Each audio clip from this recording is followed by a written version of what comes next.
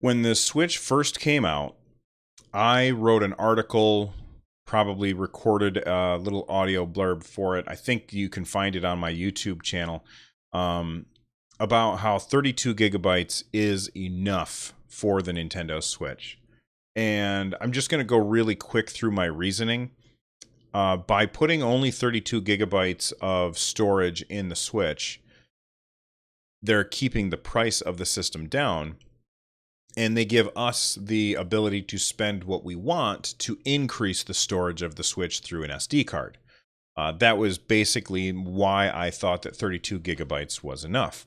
Now, I'm not going to say that my position has changed, but Bethesda seems to disagree with me. Bethesda has just stated that they will not be bringing the Elder Scrolls Online to the Nintendo Switch. Now, if you've not played that game, it's a game that started out really poorly. It did not do well when the game first came out, but the developer, which is not actually Bethesda, it's actually ZeniMax, they worked really hard and they kind of turned that game around. And I've had a lot of fun playing that game, both on PC and on PS4. I do wish that they had cross-server interaction, though.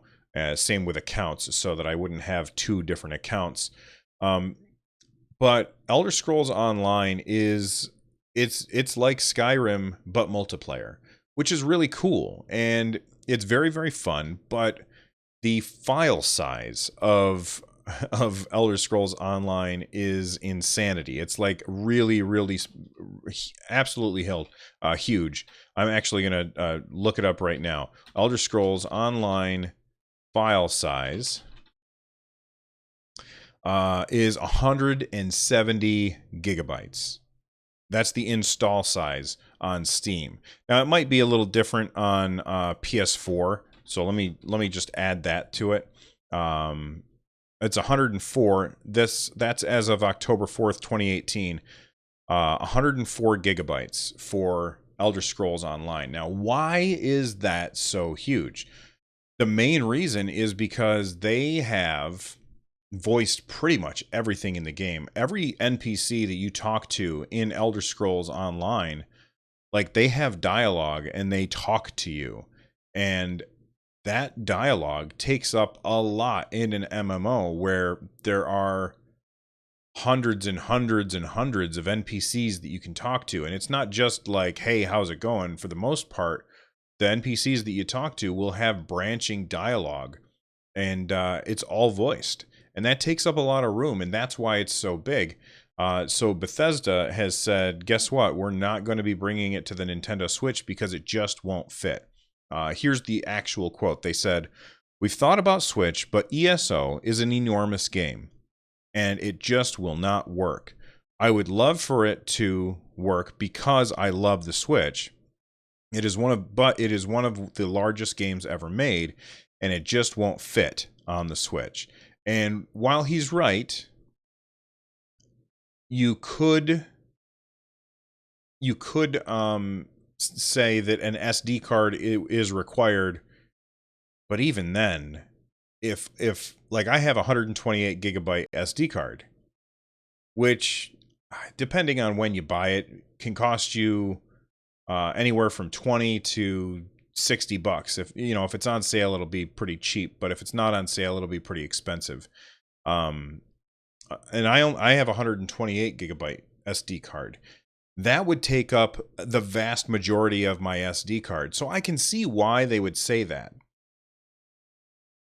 It doesn't mean that I'm less disappointed, because I know that there's a lot of people out there who probably would have a lot of fun with Elder Scrolls Online, but they can't because their only system that they have is the Switch. And I think that that's too bad, but that's just the way it goes. Now, another MMO that I'm a huge fan of that I would like to see come to the Switch would be Final Fantasy XIV. This is also a game that is pretty big. I think that their file size is right around 60 gigabytes, which is admittedly really, really large. But I don't think that the file size is the reason why Square hasn't brought that game to the Switch yet.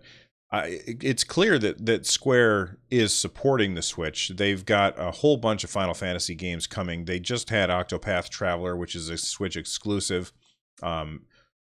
So it's not because there's bad blood between Nintendo and Square either.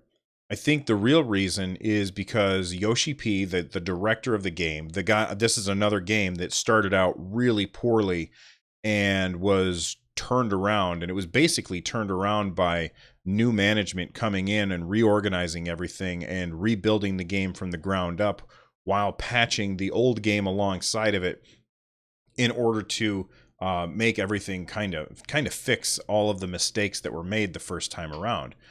Yoshi P is quoted as saying very specifically, "We will not bring Final Fantasy XIV to any platform unless we get full crossplay." Now, up until recently, it was clear that Sony was getting in the way of third-party companies doing crossplay with other consoles if they were on PS4. And with Fortnite, it seems like they've gotten an exception to that, and hopefully we will continue to see stuff like that. And if that's the case, if Sony releases everybody, not just Epic Games, but releases everybody from the shackles of not allowing crossplay, I think that we would probably see Final Fantasy XIV for the Nintendo Switch, and that would be fantastic because that game is really, really fun, and the control scheme is great, and right now it's a very underserved genre on the Switch. There's not a lot of MMOs. I think there's like one or two, and they're both just Japan. So I would love to see Final Fantasy XIV on the Nintendo Switch. I would love to see Elder Scrolls Online on the Switch.